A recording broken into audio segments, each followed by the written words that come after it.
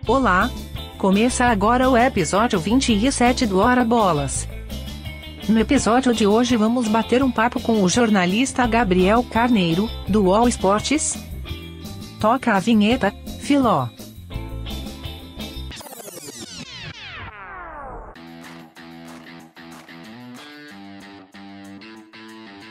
Valeu, Maria! Começa agora o episódio 27 do Ora Bolas, a história do mundo levada na esportiva. Eu sou o Fernando Tancredo Tanque. Eu sou o Felipe Lopes, o Filó. E eu sou o Henrique Gonçalves. Dessa vez não sou o único sem apelido. Olha o teaser aí. Tá certo, tá certo. Isso é porque hoje a gente tem um convidado especial aqui no nosso episódio, Gabriel Carneiro, jornalista aí do portal de notícias UOL Esportes. Tudo bem, Gabriel? Fala, tudo bem? Muito obrigado pelo convite. Não podia recusar um convite do Felipe, né? Que isso, cara. Imagina, a honra é toda nossa de ter alguém tão famoso quanto você aqui com a gente hoje. É isso aí. Obrigado, Gabriel. Obrigado você, cara. E eu já aproveito logo de cara para deixar aqui as nossas redes sociais. Ora Bolas Pod no Instagram e no Twitter. Estamos também aí nas diferentes plataformas que você usa para escutar o nosso podcast, né? O Spotify, Deezer, Cashbox, Apple Podcast, Google Podcast. E estamos também no YouTube, onde a gente bota lá as imagens. Beleza, galera? Então segue a gente lá. E aproveito para fazer a deixa aqui também pro Gabriel deixar as redes sociais dele, né, Gabriel? Eu uso mais o Twitter, Gabi, G-A-B-E _Carneiro, o Instagram também, só que é Gabs _Carneiro, acho que são as duas que eu mais uso. E vale a pena seguir, porque ele traz informações quentíssimas e a gente é famoso aqui, né? Porque tem o nosso amigo verificado tanto no Twitter quanto no Instagram, Gabriel Carneiro, aí parabéns pelo verificado nas redes sociais. Pô, o cara é brabo. Tô tentando descobrir até hoje pra que ele serve, porque eu não vi ainda grande diferença. Serve justamente pra isso, né? Pra você jogar na cara dos amigos. Serve pra ostentar. Né? Na hora que você vê ali uma notícia que tem aquele tiquezinho do lado, pô, você sabe que o cara é brabo, né? O cara é brabo, é. Serve pra ostentar e serve pra receber mensagem de golpe a cada 15 minutos. Acho que a balança tá positiva aí no final. E para esse episódio aqui a gente trouxe uma proposta um pouco diferente do que a gente faz normalmente. Vai ser mais uma entrevista, né? Um bate-papo aqui com o Gabriel. Ele faz matérias sobre esporte lá pro UOL. Atualmente está cobrindo a seleção brasileira, não é isso? Isso, a seleção começou em outubro desse ano, né? Faz pouquinho tempo. Tentar acompanhar todo esse ciclo até a Copa do Mundo, pelo menos. Fazendo reportagens especiais de temas variados. E essa é exatamente a ideia que a gente quis trazer aqui, porque o Gabriel fez diversas reportagens especiais, né? Aquelas reportagens mais longas, com bastante apuração aí sobre temas do esporte. E tem muitas legais, a gente recomenda até vocês procurarem. A gente vai deixar uma thread no nosso Twitter com todas as matérias do Gabriel. Nosso Twitter que infelizmente não é verificado, né? Um dia a gente chega no nível do Gabriel Carneiro. Mas a gente vai deixar lá no Twitter a thread, então quem quiser ver para acompanhar com a gente também. E a ideia é fazer uma entrevista aqui, um bate-papo tanto sobre o conteúdo das matérias, que é muito legal, e também um pouco sobre os bastidores, né? Sobre como é trabalhar aí com esse jornalismo investigativo do esporte. E para começar aqui, a gente queria trazer um tema que a gente até já meio que comentou também em episódios passados aqui, mas que o Gabriel fez alguns textos aqui já sobre isso, que é justamente essa transição que o futebol tem visto aí nos últimos anos com a entrada de grandes investidores, né, e que tem mudado bastante aí a cara e até o sentimento do futebol para o torcedor, e cria essa ideia do futebol raiz, né, que é até uma das matérias aí do Gabriel, uma matéria bem legal. Fica aqui de novo nossa sugestão aí para vocês irem lá e darem uma lida, mas que fala justamente disso, de como até criou-se hoje em dia um mercado que vende só coisas relacionadas ao futebol raiz, né, camisas antigas, né, até o próprio futebol de botão, que quando a gente era criança ainda existia bastante, mas que hoje em dia realmente está cada vez menor, né, e outras coisas que realmente hoje em dia viraram um mercado próprio, né, para quem vive desse saudosismo aí. Essa matéria de futebol raiz, ela é de dezembro de 2018, se eu não me engano. Já faz um tempinho, e ela foi motivada justamente por essa sensação de que as coisas estavam se acumulando, as coisas estavam acontecendo, muitas ao mesmo tempo, né? A gente recebe lá no e-mail da redação releases das marcas e eu percebi que tinha mais de tinha umas 3, 4 marcas esportivas lançando chuteira preta e apelando para esse conceito do futebol raiz, do futebol da identidade, da pelada, da rua, tal, dos campos de várzea. E aquilo ali foi meio tudo ao mesmo tempo. Aí naquele momento também a Copa Kaiser, que é o torneio de várzea mais conhecido do futebol brasileiro, ele estava sendo retomado por outra empresa depois de alguns anos parado. E também, ao mesmo tempo, eu fui como visitante para um bar de futebol de botão, que tinha aberto recentemente em São Paulo. E aí todas essas peças foram se ligando assim na minha cabeça, sabe? E aí eu percebi que estava rolando um movimento, e aí procurei entender o que era esse movimento, esse conceito de raiz, para poder contar o que estava acontecendo ali, que tinha... No momento em que tinha mais dinheiro dentro do futebol, tinha torcedor que não se encaixava, e mais do que isso, ele não queria se encaixar naquilo que estava rolando, ele gostava da identidade, do que fez ele gostar de futebol, né? E foi legal que eu conversei com o Maurício Murad, ele coordenava um núcleo de sociologia do futebol lá da UERJ, e ele conta exatamente isso, que o crescimento do futebol como negócio, ele gera uma tendência de afastamento desse futebol de raiz, né? E que as culturas coletivas assim vivem disso. E a partir daí que eu comecei a ver onde que eu podia explorar. E aí foi o futebol de botão, e aí foi a chuteira preta, aí foi o culto das camisas antigas, o álbum de figurinhas que tinha acabado de rolar a Copa do Mundo da Rússia, o culto pelos videogames antigos, os movimentos de torcedores que, dentro das arenas, que não queriam torcer sentado, né? Esse conceito de senta, que você vê nos estádios de futebol. Os locais de culto também, assim, né? Tipo Juventus aqui em São Paulo, acho que é um dos exemplos mais claros, mas eu vi que tem outros que a gente nem conhece. Eu cito o Juventus porque ele está próximo da gente, aqui em São Paulo. Mas eu vi um clube do Espírito Santo, que eu até retrato na matéria, que é um clube de 80 anos de história, que não tem títulos, não tem glórias, mas que o pessoal vai lá no domingo. O pessoal gosta da panela de siri e da moqueca que eles servem lá no estádio. E o estádio virou um ponto de encontro para as pessoas. Então, é a Toca do Índio, o nome do estádio. É bem legal, e aí a gente foi explorando as histórias. É o Tupi de Vila Velha, né, que você estava falando desse... Isso.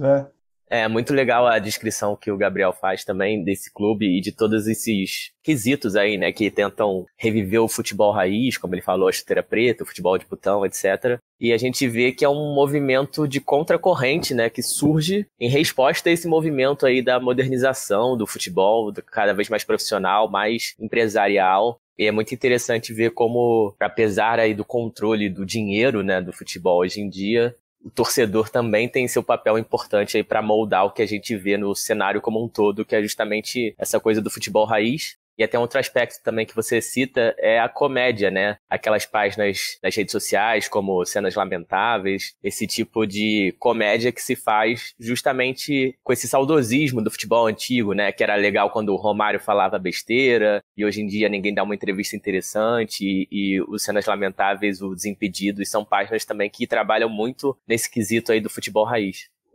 É verdade, eu até conversei nessa matéria com o Carter do Esse Dia Foi Louco. Ele explica que começou na Copa de 2014, né, que no auge daquele negócio do 7-1, do 7-1 foi pouco, ele começou a remeter ao passado para retomar esse sentimento de nostalgia, para criar esse sentimento de nostalgia, e aí as coisas foram dando certo e foram passando. Também tem um papel importante dessas páginas de humor, e também tem páginas mais sérias, assim. Eu lembro que eu falei do Camisa 14, né, que é em homenagem ao Cruyff, né, dos jogadores mais clássicos da história do futebol, e é um movimento mais sério, um movimento organizado, que reúne pessoas para debates e para proposição de ideias sobre esse conceito aí do futebol raiz. Assim, tem de tudo. Isso é o mais legal. Tem gente estudando por que isso acontece. Tem gente divulgando as iniciativas que rolam em torno disso. E hoje só cresceu, assim. Acaba que eles são como se fossem opostos que vão crescendo cada vez mais, né? A mercantilização do futebol, ela tende a aumentar ainda cada vez mais. Até se a gente olhar no Brasil, onde os times de futebol muitas vezes ainda são bem amadores, né, na gestão deles, digamos, tem muito espaço ainda para esse futebol ficar cada vez mais impessoal e mais profissionalizado e uma coisa fria. E com isso, a parte nostálgica vai também aumentar cada vez mais. Inclusive, achei muito legal quando você fala das chuteiras, né? Porque muitas dessas chuteiras realmente foram lançadas em 2019 e esse ano também. Dá para sentir essa evolução continuando aí.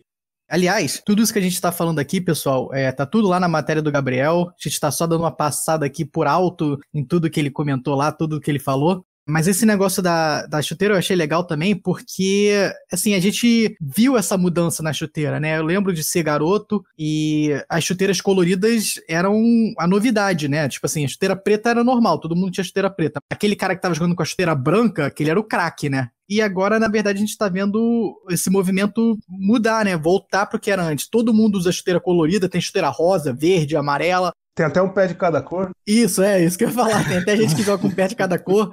E agora a gente tá vendo exatamente o contrário. O pessoal voltando pra chuteira preta porque é a chuteira raiz, né? A chuteira do cara que quer jogar futebol e não ser midiático, né? Quando você vê um cara do seu time com chuteira preta hoje, você fica chocado até, né? Você vê de longe quem é ele no campo, porque é o único. E na matéria também é muito legal quando o Gabriel fala do Casagrande, né? Que na época jogava de chuteira branca e era considerado mascarado por isso. Então... Você falou das entrevistas, né? Porque acabou o jogador folclórico atualmente. Só me vem o Marinho na cabeça, né? Mas não tem mais jogador que dá entrevista imprevista, né? A níveis mundiais a gente tem o Ibrahimovic, né? O Zlatan, que adora falar uma besteira também. Não é à toa que é meu ídolo. Mais pro fim dessa matéria, que a gente fala sobre todos os produtos e tudo que significa o conceito do futebol raiz, tem uma parte da matéria que foi a última a ser incluída, que são os perigos, né, desse processo, desse conceito de raiz. Da mesma forma que você exalta o que é do passado, esse conceito ele disfarça um pouco de preconceito da sociedade, né? E foi a partir dessa percepção do que eu não tinha abordado dentro da matéria que eu incluí essa parte, porque o futebol raiz ele volta para um tempo em que o esporte, o futebol, os estádios, eles eram menos acessíveis, né? Para mulher, para gay, era um ambiente praticamente proibido. Esse conceito de futebol raiz, que é tão exaltado e que fala sobre o consumo do esporte, ele põe também um caráter de que o futebol não tem que mudar, de que daquele jeito que era bom e pronto. Sendo que não é assim, né? Tem alguns benefícios dessa gourmetização que a gente aproveita, a gente reserva ingresso pela internet, tem mais camisa, né? As marcas se preocupam com públicos diferentes, tem camisa de vários tamanhos e nada disso faz parte do futebol raiz, né? Então, essa modernização, essa gourmetização, essa mercantilização, ela também inclui mais gente dentro do futebol.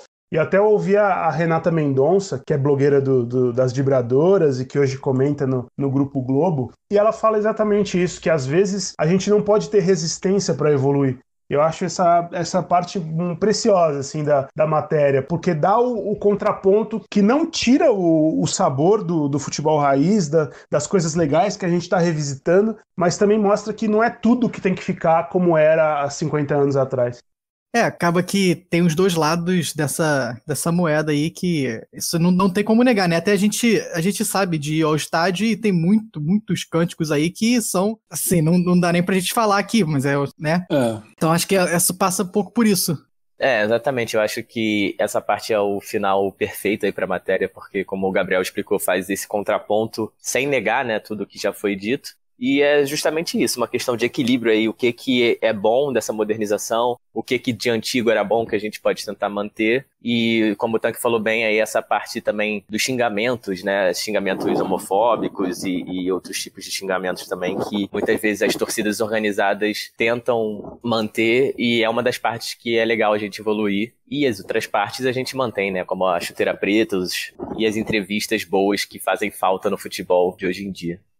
Não, e até puxando para falar disso aí, tem uma outra matéria muito legal do Gabriel que fala sobre o Bragantino, né, que hoje é Red Bull Bragantino, foi comprado aí pela empresa de energéticos Red Bull, E isso gerou aí uma grande comoção, acho que diria aí, no futebol brasileiro, entre pessoas que discordam bastante dessa ideia da Red Bull comprar um time e pessoas que, na verdade, gostaram, né? E até a matéria do Gabriel é interessante porque eu acho que a gente, em geral, acaba sempre focando mais na parte negativa da compra da Red Bull. Mas a matéria do Gabriel foca muito mais nas diferenças positivas que a compra do Bragantino pela Red Bull tiveram no time, tiveram na cidade, né, na torcida e tudo isso. E é até interessante fazer essa ponte aqui com o que a gente estava falando, porque justamente essa modernização, essa profissionalização aí do Bragantino mudou bastante a experiência que o pessoal estava tendo quando ia nos jogos do Bragantino, né? E uma das coisas que o Gabriel traz na matéria é que, com a compra da Red Bull, hoje em dia se vê muito mais crianças e mulheres e famílias indo aos jogos do Bragantino, né? Essa matéria foi no final do ano passado, quando o Bragantino estava sendo campeão brasileiro da Série B. O jogo que eu fui foi o jogo que confirmou o acesso, né? E essa matéria foi uma diferença brutal de expectativa e realidade, assim, porque ela foi pensada durante uma conversa na redação, normal, todo mundo falando, acontecendo um jogo do Bragantino na televisão. E a gente perguntando, será que o pessoal torce, assim? Os torcedores tradicionais do Bragantino, eles estão vendo em campo um time que, do time original, só tinha o símbolo, porque o estádio tinha sido repaginado, os jogadores eram outros completamente diferentes, era tudo diferente. Será que o pessoal se identifica com isso? E é legal que hoje em dia nem o símbolo é mais o do Bragantino, né? Já mudou para um símbolo do Red Bull, né? E aí o que eu formei na minha cabeça na hora, naquele papo, com certeza o pessoal não tá nem aí, não tá ligando pro Bragantino, acha que é outra coisa, que é outro time. E só tinha um jeito de responder essa pergunta, que era ir lá, né? Que era estar presente em um jogo ou no que fosse possível estar. E aí eu fui e eu pensei que tinha que ser um jogo no meio da torcida mesmo, para viver o que eles viviam, observar. E eu fiquei ali na arquibancada, no setor mais popular do estádio, sem ser o das organizadas, né? E eu comecei o texto justamente com essa impressão, que é: se coloque no lugar do torcedor do Bragantino, que é um time que já foi campeão paulista, que já foi vice-campeão brasileiro, que já teve uma porrada de craque e momento glorioso, e agora você tem que ouvir provocação da torcida adversária o tempo todo, o jogo inteiro, falando que o seu time é time de empresário, que o seu time é vendido. E eu acho que essa impressão foi o que eu mais vi, que era aquelas pessoas tentando mostrar que as coisas tinham melhorado, que não tinha nada pior do que era antes. Você fala até que a média de público era antes de 2.000 torcedores por aí no Campeonato Paulista e depois subiu para 6.000. Então são vários fatores que provam, né, que esse time tá dando certo, subiu aí para a primeira divisão, tá brigando ali para ficar fora da zona do rebaixamento atualmente, mas com certeza é um time que tá lutando muito mais acima do que estaria sem a Red Bull. E é interessante ver esse paralelo, até esse quase um paradoxo aí entre você querer ou não querer que o seu time seja comprado por uma empresa de fora, que vai ser bom para ele, e ao mesmo tempo tem todo esse estigma sobre o seu novo time. E esse aumento da média de público que você mencionou, isso tem a ver com a inclusão de mais pessoas dentro desse processo. Eu até converso com uma mulher dentro da matéria, a dona Assunção, que é uma torcedora símbolo ali do Bragantino, que estava em todos os jogos, e ela disse que tinha se afastado nos últimos tempos porque o ambiente era hostil demais ali. E que ela voltou a frequentar o estádio porque a Red Bull contratou orientadoras, né, stewards mulheres para o estádio. Então, quem orientava ali os espaços, onde se senta, onde fica o banheiro, onde fica a lanchonete, eram mulheres. E passou a ter mais mulheres dentro do estádio, e isso atrai mais mulheres que se sentem ali representadas e confortáveis para ir num jogo. Também foi mais possível levar a criança para o jogo, porque passou a ser menos hostil, e isso tem a ver com os resultados também. O time antes, ele só perdia, era raro quando ele vencia. E aí, quando o time só perde, é natural um movimento de revolta maior da arquibancada, né? E aí o clima fica lá em cima, xingamento, hostilização, objetos sendo atirados no gramado. E aí, com o time vencendo, você muda o ambiente, porque você começa a ter canto, você começa a ter alegria, pulo, felicidade. Você passa a receber mais gente que se sente incluído ali naquele ambiente. Dá pra dizer então que você encontrou uma torcida energética? Pior que dá, porque os ambulantes ali do estádio era água, refrigerante e Red Bull. Não tinha 3 opções. Estão preparados, estão preparados. E para fechar aqui o tema do Red Bull Bragantino, eu queria fazer uma pergunta aqui pro Gabriel e pro Henrique e pro Filó também, porque essa matéria foi escrita aí quando o Bragantino estava ganhando a Série B, estava ainda com o seu antigo símbolo e as cores do time e tal, e desde lá mudou bastante coisa, né? Hoje em dia a gente tem o símbolo do Bragantino, hoje em dia é basicamente o símbolo da Red Bull, de todos os times da Red Bull, né? As cores também já não são mais as cores do Bragantino. O Bragantino hoje já usa essa paleta aí de cores da Red Bull, né? Com azul, com vermelho, tudo isso que não fazem parte aí da história do Bragantino. E acima disso tudo também, o time não tá tendo, assim, uma grande campanha na Série A esse ano, né? Passou aí a maior parte da Série A na zona de rebaixamento aí, chegou até a ficar em penúltimo, se eu não me engano. Agora deu uma melhorada. Mas fica aqui a pergunta se vocês acham que isso mudou um pouco, isso que o Gabriel viu. Será que o pessoal ainda tá nessa lua de mel aí com a Red Bull ou será que já mudou um pouco? Lembro que na época dessa matéria já existia a perspectiva de as coisas serem diferentes. Naquela época tinha 2 uniformes, né, o branco e o preto. O distintivo ainda era o do Bragantino tradicional. Só que no fim do ano a Red Bull já tinha anunciado que ia padronizar os uniformes com os outros investimentos dela, os outros clubes que ela tem, que é o símbolo da Red Bull, só escrito Bragantino em vez de Brasil ou de outra coisa ali. Então já existia essa perspectiva e foi uma coisa que eu perguntei para algumas pessoas, alguns torcedores que eu fiquei lá junto. E a minha impressão não mudou, assim. Que as pessoas estavam satisfeitas porque o time delas estava vivo, não ia acabar, estava subindo para a Série A. Até uma imagem que eu lembrei agora que me veio à cabeça dessa mistura de tradicional e moderno, foi que lá na frente do Nabi Abichedi, o estádio do Bragantino, tem uma escultura de madeira maciça que é um leão rugindo.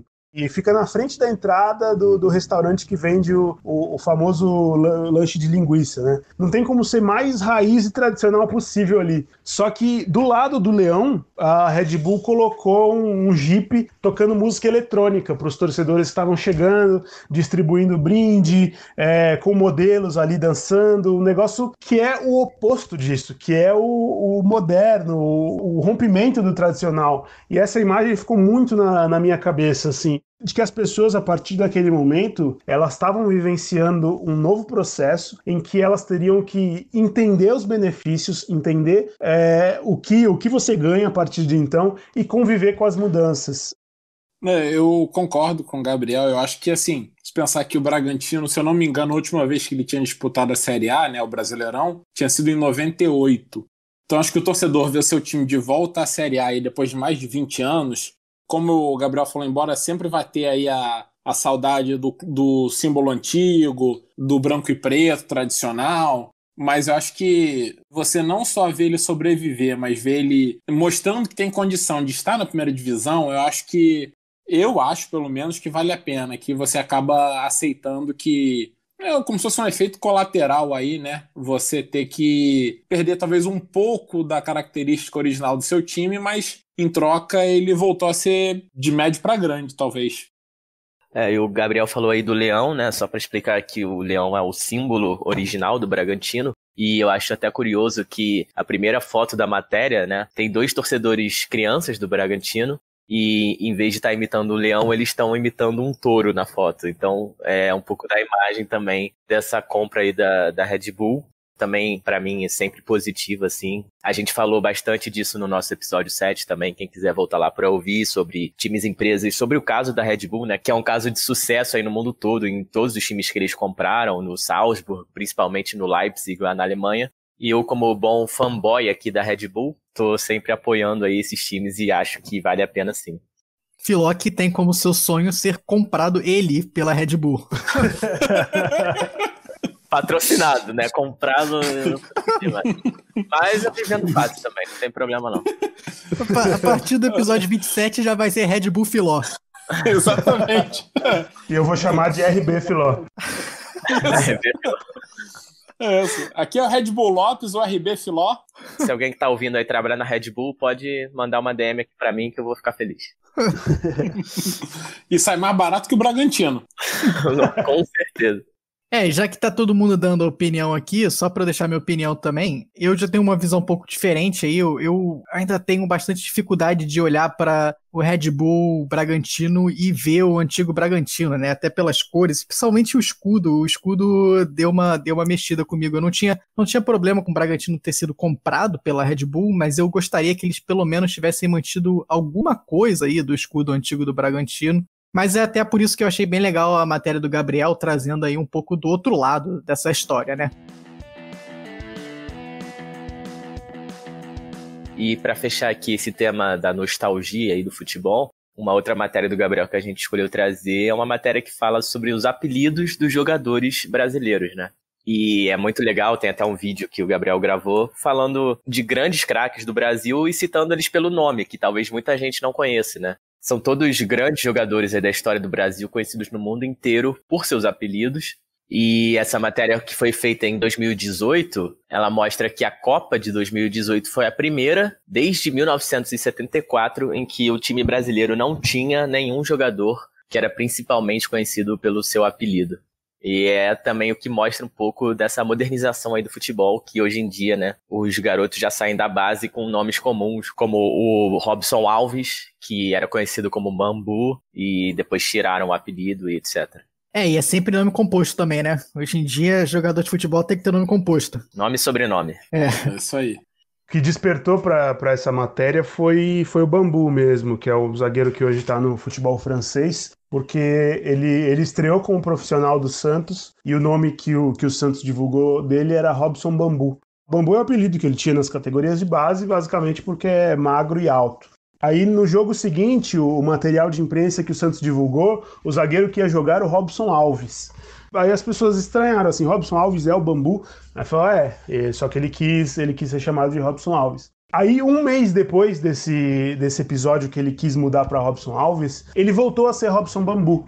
Ele disse que o Cuca, que era o técnico do Santos na época, orientou, porque todo mundo chamava ele assim, e ele não ia conseguir se desfazer, se descolar desse apelido. Só que aí o staff dele conta a razão disso. Quando ele estreou pelo Santos profissionalmente, num domingo, aí na mesma noite teve o Fantástico na Globo, e foi usado aquele meme do Silvio Santos famoso, mostrando o jogo do Santos, aí termina perguntando, e o Bambu? O pessoal responde mentalmente aí em suas casas. Aí o Robson e a família dele não quiseram isso, eles acharam que era um peso que ele não precisava carregar, de ser associado na estreia dele ao meme e de repente ficar a carreira inteira associado àquilo. E de que as coisas iam mudar, e se ele afirmasse o futebol dele em alto nível, isso ia ser um acessório, porque ninguém ia deixar de chamar ele de Bambu. E aí aquilo ali começou a mudar a cabeça dele, e esse foi o ponto de partida da matéria, de mostrar que esse assunto do nome com o qual o jogador vai se apresentar, esse assunto é importante, as pessoas do meio do futebol estão falando sobre isso. Teve mesmo um dos paradoxos na elaboração dessa matéria foi não colocar o meu gosto pessoal assim dentro do texto, porque eu acho o apelido da hora, eu acho que tem que ter jogador com apelido sim.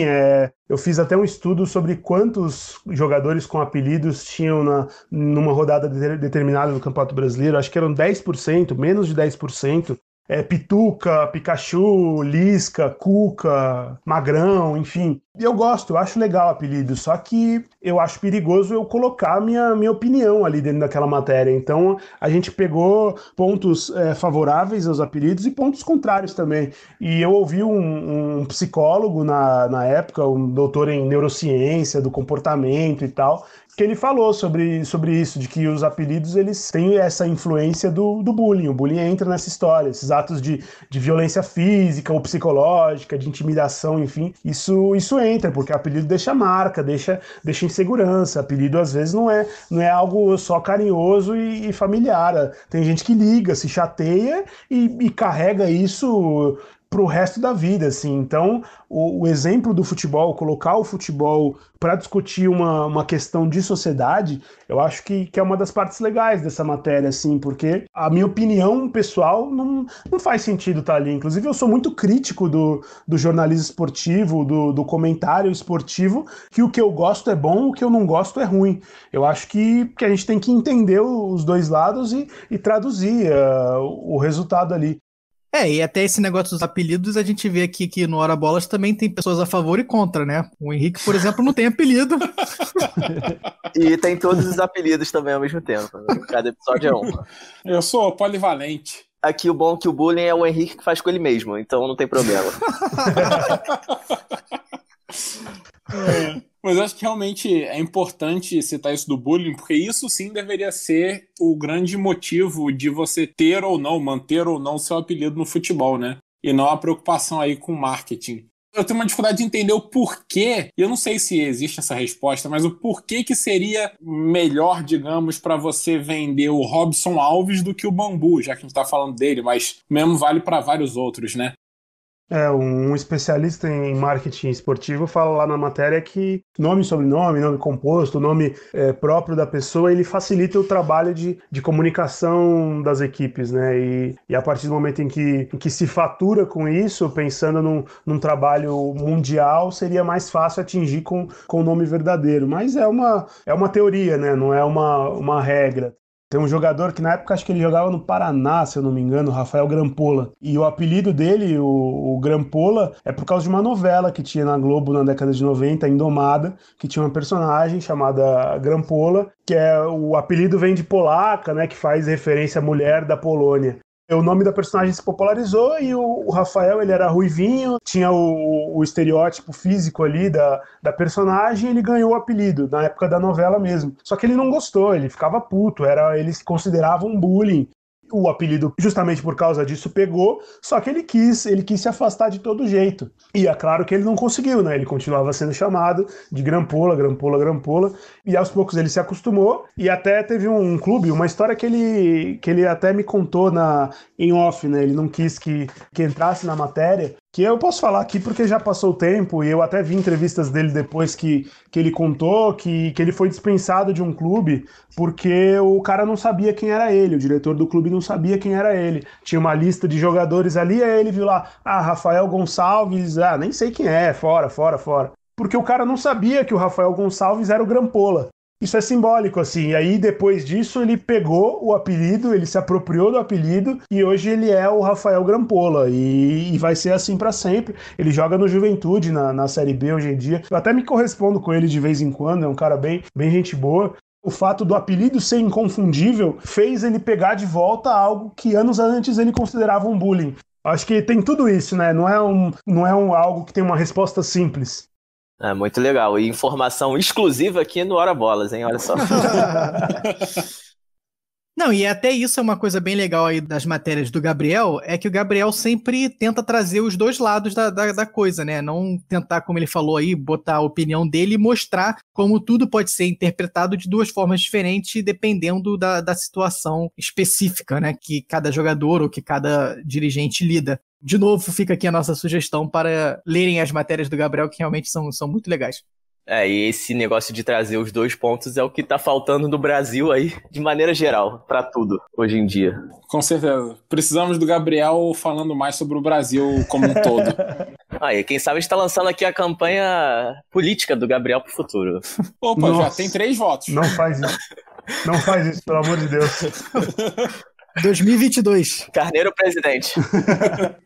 Deu um berro de liberdade. Olha aí, já tem até o slogan. Meu Deus. Bom, passando aqui para a próxima matéria e mudando até de esporte, de tema, né? A matéria que para mim foi a mais chocante delas, mais impressionante, que conta a história da Renata Gondi, uma nadadora brasileira, e que, para mim, ela deveria ser muito mais conhecida e lembrada hoje do que é. Eu nunca tinha ouvido falar nela, nem na história dela, e é um absurdo mesmo que isso tenha se perdido no tempo. A Renata Gondi, que era uma nadadora dos anos 80, brasileira, muito conhecida e reconhecida internacionalmente até, e ela fazia travessias, percursos de longa distância. Atualmente ela seria uma competidora de maratona aquática, mas naquela época ainda não existia esse esporte, e o que ela fazia eram várias travessias, como, por exemplo, a travessia do Guarujá, ou então a da Itália entre Capri e Nápoles, que foi a primeira dela fora do Brasil e que ela terminou em terceiro lugar, ou seja, uma colocação aí excelente, né? E ela tinha como sonho fazer a travessia do Canal da Mancha, que é talvez a mais famosa do mundo aí, que é o canal que separa aí a Inglaterra da França. Então você sai da Inglaterra e cruza o canal até a França. Ela, em 88, então, foi fazer essa travessia e teve uma série de imprevistos e de erros até, falhas gravíssimas, e ela acabou falecendo no meio da travessia e virou um grande escândalo aí, né? Foi uma grande tragédia e acabou que chamou atenção para o quão perigoso essa travessia era e para o quão não preparada a organização da prova era, né? Não dava todas as condições que os nadadores deveriam ter para fazer uma competição tão arriscada como essa. E o Gabriel, então, foi entrevistar pessoas ligadas à Renata no aniversário de 30 anos da morte dela, né? Extremamente significativa essa reportagem e diferente mesmo, porque trouxe uma história que diria que 99,9% dos brasileiros desconhecem. Então eu queria saber até como é que surgiu essa história e como é que foi fazer isso, né? É legal a pergunta, até porque a maioria das reportagens que eu faço, a maior parte do investimento de tempo do meu trabalho é o futebol, né? Primeiro porque é o que mais rende retorno de audiência, de relevância, e também porque é o que as pessoas mais consomem. Mas essa matéria da Renata nasceu justamente por causa dessas relações com fontes no futebol. O biógrafo dela, ele foi presidente do Santos Futebol Clube, o Marcelo Teixeira. Ele começou gerenciando esportes ali na universidade da família dele, a Universidade de Santa Cecília, e ali ele conheceu a Renata, ele tinha uma relação com a Renata, e ele escreveu um livro sobre a história da Renata, que eu até tenho aqui. Foi a partir disso. E aí eu estava fazendo uma matéria sobre ele, sobre futebol normal, e aí eu vi aquele ponto diferente, assim, na trajetória dele. Na verdade, ele estava lançando um livro sobre o Campeonato Brasileiro de 2002 pelo Santos. E aí, nas referências do livro, tinha a menção ao livro da Renata. Falei, por que o Marcelo Teixeira escreveu um livro sobre uma nadadora? E aí eu comecei a pesquisar preliminarmente, assim, só o que tinha por cima de superficial sobre a história. Eu vi, caramba, uma mulher de 25 anos que morreu tentando cruzar o Canal da Mancha a nado. Aí eu falei, puta, tem história aqui. E aí eu vi, puta, tá fazendo 30 anos da morte dela daqui a pouco. E aí eu coloquei isso numa reunião de pauta com os outros repórteres lá do UOL, e um dos repórteres que é mais velho, ele lembrava do caso, lembrava que foi repercussão, que anunciaram no Jornal Nacional, que teve uma cobertura dos desdobramentos, da investigação criminal. E aí eu vi que o gancho de 30 anos era um negócio legal, um negócio para investir, para contar essa história de novo. Como você disse, 99,9% dos brasileiros não conheciam essa história, e eu achei que ia ser legal apresentar essa história. E até o Gabriel traz isso aí na matéria dele, mas essa travessia do Canal da Mancha é o desafio supremo aí, basicamente, das maratonas aquáticas, né? O Gabriel até na matéria faz uma comparação com o Everest, né? Você escalar o Everest, fazer a travessia do Canal da Mancha seria uma coisa similar para natação, para maratona, né? Aquática. E só para dar alguns dados aqui, são 33 quilômetros entre Dover, na Inglaterra, e Calais, na costa francesa. E geralmente dura aí quase que 12 horas seguidas, né, nadando. E você tem que pensar também que além de, né, a água tá fria e tudo isso, são 12 horas que a alimentação e beber água, tudo isso é muito complicado, né? E realmente é um desafio muito grande, e por isso mesmo que se torna aí esse prêmio supremo aí da maratona aquática. Exatamente. E a partir do momento em que eu decidi fazer essa pauta, aí eu fui entender o que era aquilo, né? Porque na minha ignorância toda, eu falei, por que uma pessoa quer atravessar a nado o Canal da Mancha? O ser humano, ele é o único animal que arrisca a vida sem ser para comer ou se salvar da morte, né? Ele arrisca por desafio, por prazer. E aí eu fui conversando com uma porção de nadadores, assim, para entender a dimensão daquele sonho. Além de ser um texto informativo sobre um fato que aconteceu há 30 anos, ele é um texto sensorial também, né? Porque eu acho que tinha essa missão de definir o que representa atravessar o Canal da Mancha. Porque a pessoa sonha com isso. Então eu tive que falar com gente, estudar sobre maratonas aquáticas, sobre provas em mar aberto, sobre como era o contexto desse esporte na época, sobre o que mudou desde então, sobre o que a Renata sonhava, o que a Renata queria provar, queria mostrar, queria realizar na carreira dela. Eu até começo o texto falando que são 42 mil braçadas que não chegaram a lugar nenhum. Então, é uma história que ela tá muito no campo dos sonhos ali, das imagens. É uma matéria que tem muita imagem forte ali, coisa que você forma na sua cabeça e que eu acho que eu tinha a missão de contar isso também. E eu gostei do resultado, né? Não, o resultado é realmente incrível. Fica aqui de novo a lembrança para vocês entrarem lá no nosso Twitter, que vai estar lá o link. Essa matéria é sensacional. O Gabriel também escreve muito bem, né? Como ele disse aí, esse início é bem marcante, né? 42 mil braçadas que não levaram a lugar nenhum. É um sonho que não foi realizado. E a reportagem traz muita coisa, traz entrevista com amigos, né, da Renata, fala sobre como foi a reação da família dela, fala sobre as consequências, né, como mudou o esporte da maratona aquática, deixou ele mais profissional, também sobre como buscaram aí os culpados por esse acidente. E é muito triste realmente a história, ela que acabou falecendo oficialmente por parada cardíaca devido à exaustão e à hipotermia, né, como o Tanque falou bem, também é um mar muito gelado, as condições do dia não eram boas, então estava um mar movimentado, por isso ela acabou se cansando ainda mais, acabou demorando mais tempo do que deveria. Tudo isso são fatores que acabaram levando aí essa tragédia, e é tudo muito bem descrito na reportagem do Gabriel. E essa prova que tem diversas regras, né? O atleta vai com um barco ali seguindo ele do lado, e ele não pode encostar no barco, ele pode só pegar um pouco de alimento, às vezes, com o técnico para se reabastecer e tal. E a gente vê que esse acidente não foi por acaso, né? Foi uma sucessão de erros aí, de imprevistos e pessoas despreparadas que acabaram levando, infelizmente, aí a morte da Renata Gondi. Uma das coisas que mais marcou aí nessa matéria do Gabriel é um depoimento aí de uma amiga da Renata que fala que a Renata não era uma aventureira, né? Ela não foi para essa prova, assim, tirou da cabeça, vou nadar o Canal da Mancha amanhã. Ela estava preparada, ela tinha condições plenas de conseguir finalizar a prova. A gente ouve essa história e fala assim, cruzar o Canal da Mancha, que loucura, quem que faria isso na vida? Não, mas ela era uma profissional dessa área, né? Ela fazia isso, essa era a profissão dela e ela tinha condições plenas de conseguir terminar.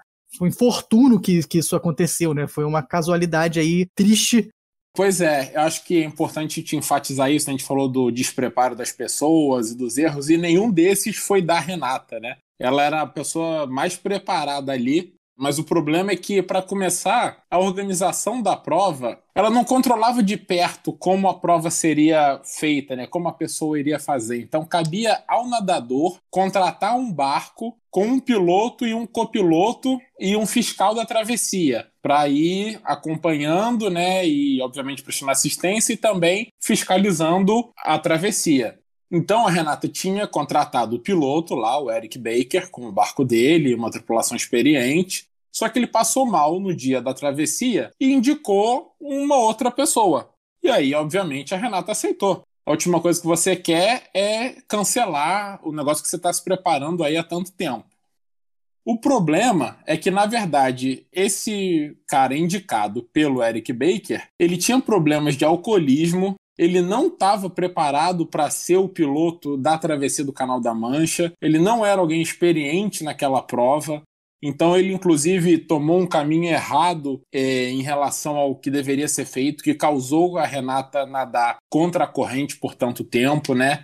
Além disso, o fiscal da travessia, que esse sim é indicado pela organização, era um americano que estava na Inglaterra acompanhando um professor que ia nadar mais ou menos naqueles dias, então pediram para que ele fosse ajudar. E basicamente ele virou o fiscal, ou seja, a autoridade máxima na travessia da Renata. E para piorar tudo, o barco dessa nova equipe que foi acompanhar ela era basicamente um barco pesqueiro. Então, assim, você vê a sucessão de erros aí, né, que mostra o quão desorganizada era a organização da prova. Eu imagino até, acho que o Gabriel aí, não sei se quando estava pesquisando, porque eu sentia revolta lendo a matéria. Eu imagino você quando estivesse pesquisando e descobrindo isso tudo, né? É só para dizer que eu falei anteriormente das outras matérias sobre futebol, que eu sou muito crítico de quando o jornalista, o repórter, ele coloca a opinião e o gosto pessoal dele numa reportagem.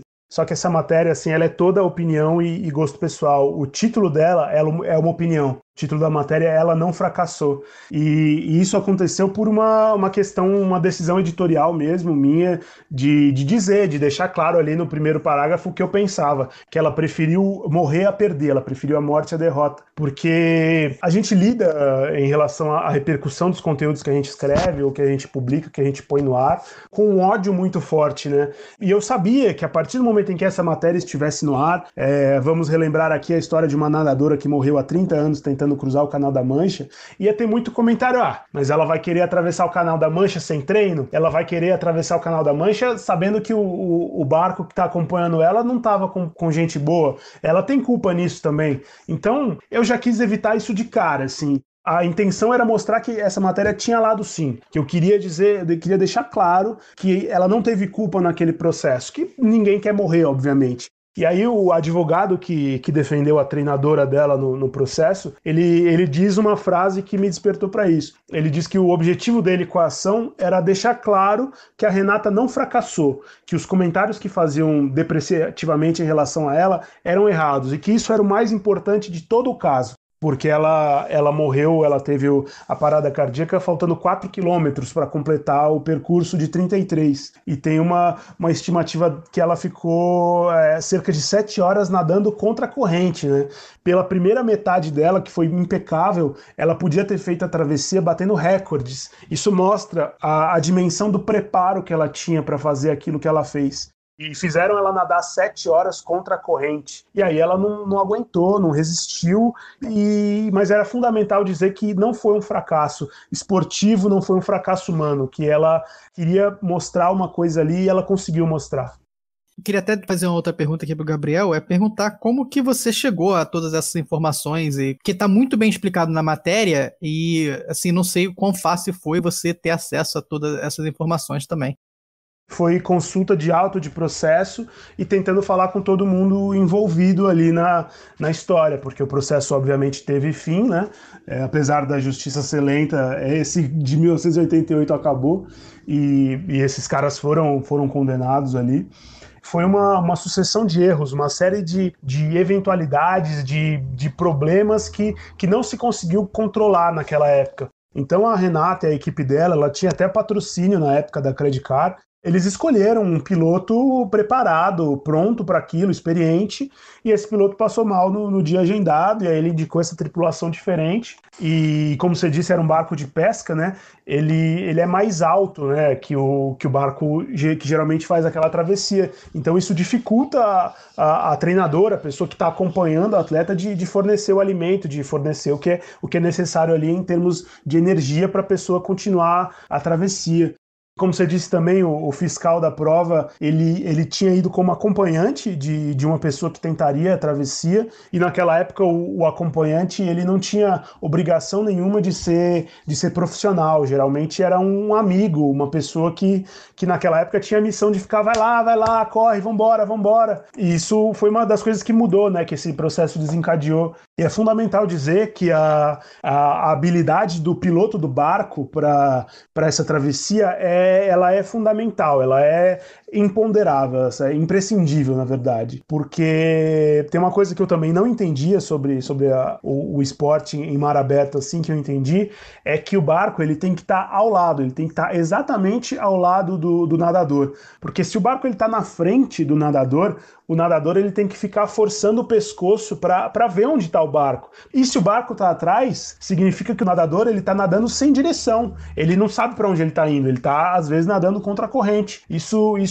é fundamental de ser notado, porque o barco, o relato que a Judite, que era a acompanhante da Renata naquela época, dá, é que o barco não estava fazendo o percurso direito. O barco ele ficava parado, e aí quando a Renata ia para frente, ele ia e passava a Renata. E aí a Renata ia acompanhando o barco. E aí ela igualava o barco, passava o barco ficava para trás, e a Renata tinha que ir de novo. O barco parava, a Renata passava e ele acelerava. E a Judite, que é a treinadora da Renata naquele momento, ela disse que pedia, não faz isso, porque o nadador ele fica cansado, tem que ser do lado. Só que era um barqueiro ali, um piloto que não estava preparado para aquilo, completamente preparado para aquilo. Foram muitas horas nadando em vão, assim, num clima completamente ruim no barco, tenso, cheio de discussão, de impasse, de uma sensação de todos os envolvidos ali que ia dar merda em algum momento. E aí a Judite decidiu desistir, né? Ela pediu para aproximar um pouquinho o barco da Renata e jogou a boia no mar.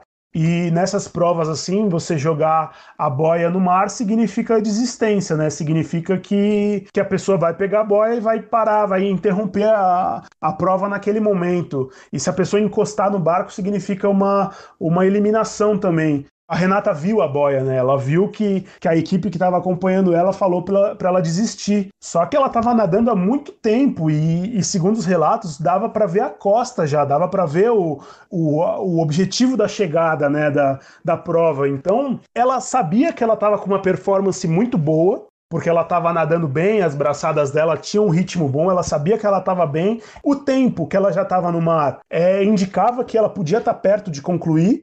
Então ela achou que não tinha razão para aquilo, ela não sabia que ela estava andando fora de rota, e aí foi tudo que aconteceu. Ela viu a boia, né, e perguntou por quê. Aí a Judite descreve na época que ela ficou meio desesperada, falou, por que você quer me tirar? Por quê? Não sei o quê. Ela falou, não dá mais. Só que a Renata não quis cumprir a ordem, né? Ela continuou nadando, continuou num ritmo bom de braçadas que ela estava tendo, e aí naquela hora, se é que a gente pode apontar um erro da Renata nesse processo, talvez seja esse, o de se desvincular das orientações. Mas pode ser que seja considerado um erro, mas mesmo assim tem respostas, porque eram orientações atravessadas. Ela percebia o clima tenso, ela percebia que não tinha acordo entre as pessoas no barco. Ela quis completar a prova confiante no que ela tinha ali, e aí foi dar o sprint final, né, que eles falam, e aí ela sentiu o mal-estar e acabou morrendo. Essa parte da boia aí é bem triste, até a gente lendo a matéria, bem chocante de ler, porque realmente é uma situação muito difícil, né? Você se botar aí na situação da Renata, que é o seu sonho, né? Como a gente falou aqui, o Canal da Mancha aí é o Everest, né? Da maratona aquática. Na cabeça dela, ela devia estar assim, pô, eu tô muito perto, porque eu já tô nadando há tanto tempo que eu devo estar quase chegando, né? Mas aí entra todos esses outros fatores aí que a gente tá falando, que é o barco, ela tá nadando contra a corrente, então é muito triste pensar no que estava passando pela cabeça da Renata ali naquele momento, é complicado. E só para fechar aqui com um tom um pouco mais positivo e feliz, eu queria trazer uma notícia aqui recente que aconteceu esse ano aqui em julho, de que uma nadadora brasileira conseguiu cruzar o Canal da Mancha. É uma nadadora de apenas 16 anos, chamada Mariana Chevalier, ou Chevalier, não sei exatamente como fala o nome dela, conseguiu terminar aí a travessia em 11 horas e 55 minutos, de novo mostrando aí quão difícil é essa travessia, né? E junto com ela também um homem chamado Márcio Junqueira, que é engenheiro capixaba aqui de 48 anos, também conseguiu cruzar o Canal da Mancha. Mas com isso, então, a Mariana se tornou a nadadora mais jovem do Brasil a terminar a travessia do Canal da Mancha, como eu falei, com 16 anos, honrando a imagem da Renata. E é fundamental dizer que o sucesso da Mariana e do outro rapaz que você mencionou também, eles acontecem num cenário em que a morte trágica da Renata ela desencadeou mudanças, né, em relação à segurança das maratonas aquáticas, né? Acho que num contexto de sociedade, de rede social, que é tanto ódio, que é tanta opinião formada com pouca informação, eu acho que é fundamental a gente trazer conteúdo, a gente apresentar conteúdo que discute mais de um lado da história, né? Que não é eu colocar no ar uma matéria de 30 anos sobre a morte de uma nadadora e as pessoas irem ali para o campo dos comentários dizer que vai querer atravessar o Canal da Mancha sem treino, ou a gente publicar uma matéria sobre futebol raiz e as pessoas disserem, mas naquele tempo é que era bom mesmo, hoje em dia o futebol tá uma porcaria, sendo que naquela época muitas pessoas não podiam acessar o futebol e hoje podem. Que não é tudo que tem um lado só, né? Eu acho que é fundamental a gente discutir vários lados e é algo que eu tento trazer para o meu trabalho e também para as minhas rodas de amigos, né? De nunca ter uma opinião consolidada, firme e imutável, um caráter imutável das coisas. Então, eu acho que foi muito legal trazer isso aqui para esse papo também e muito obrigado pelo convite. Parabéns a vocês pelo podcast, estou sempre acompanhando. Que isso, depois desse encerramento aqui, não tem nem o que falar, né? Gabriel, meu amigo, é grande pessoa e grande jornalista, faz um trabalho incrível, de verdade, assim, não é só porque é meu amigo, não. Então, mais uma vez, vou recomendar vocês a acessarem lá nosso Twitter para ler as reportagens dele. Com certeza, foi um prazer enorme falar com você, Gabriel. Poder ler suas matérias também, porque realmente isso que você falou de sempre ver os dois lados, acho que é o mais importante de tudo, é a lição que a gente tira, né? Então, obrigado aí também por nos trazer os seus ensinamentos. Que isso, não tem ensinamento nenhum. É muito sábio, muito sábio. Pois é. Não tem nada disso, mas obrigado pelas palavras. Uma coisa que você falou, às vezes até tem mais do que dois lados, né? E eu acho que a crítica ela é sempre necessária, é sempre útil, só que ninguém precisa fazer isso com pedra na mão, atirando, né? Eu acho que esse é o mais legal disso tudo e principalmente desse papo nosso aqui também. É isso aí. Obrigado, Gabriel. E depois, então, avisa pra gente qual é a legenda que você vai em 2022, por favor. Tá? Pode deixar. Eu tô pensando ainda, tem umas propostas, mas eu não bati o martelo, não. E depois trabalha lá pra conseguir o nosso verificado aqui também. Por favor.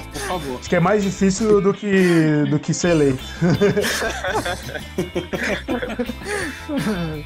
Mas tá bom, então. Gabriel, tu quer deixar as tuas redes sociais aí, antes da gente fechar aqui? Não, beleza. Eu uso com mais frequência o Twitter, o Gabi, GABE_Carneiro, e o Instagram, Gabs, só o E pelo S aí, Gabs_Carneiro. Eu acho que é isso. Obrigado, tamo junto, valeu. Valeu, Gabriel. A gente aproveita para deixar aqui também as nossas redes sociais. A gente está como Ora Bolas Pod, Ora com H Pod POD, no Instagram e no Twitter. A gente vai botar aí todas as matérias do Gabriel lá no Twitter também, para vocês darem uma conferida. Beleza, galera? Então, aproveito para agradecer aqui aos meus co-apresentadores. Obrigado, Filó. Obrigado, Henrique. Valeu, pessoal. Até semana que vem.